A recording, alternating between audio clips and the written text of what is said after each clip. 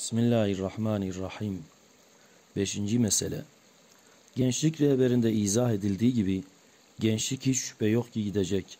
Yaz güze ve kışa yer vermesi ve gündüz akşama ve geceye değişmesi katiyetinde gençlik dahi ihtiyarlığa ve ölüme değişecek. Eğer o fani ve geçici gençliğini iffetle hayrata, istikamet dairesinde sarf etse, onunla ebedi, baki bir gençliği kazanacağını bütün semavi fermanlar müjde veriyorlar.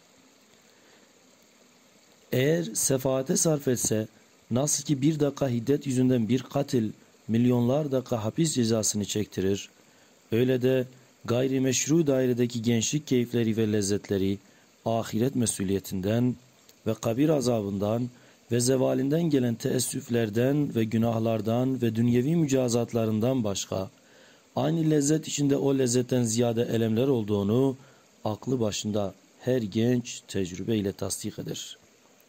Mesela haram sevmekte bir kıskançlık elemi ve firak elemi ve mukabele görmemek elemi gibi çok arızalarla o cüz'i lezzet zehirli bir bal hükmüne geçer.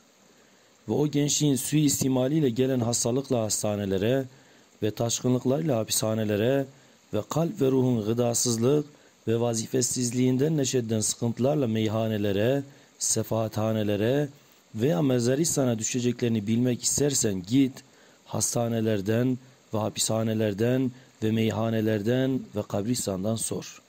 Elbette ekseriyetle gençlerin gençliğinin suistimalinden ve taşkınlıklarından ve gayrimeşru keyiflerin cezası olarak gelen tokatlardan eyvahlar ve ağlamalar ve esefler işleyeceksin. Eğer istikamet dairesine gitse, gençlik gayet şirin ve güzel bir nimet-i ilahiye ve tatlı ve kuvvetli bir vasıtayı hayrat olarak ahirette gayet parlak ve baki bir gençlik netice vereceğini başta Kur'an olarak çok kat'i ayatıyla bütün semavi kitaplar ve fermanlar haber verip müjde ediyorlar.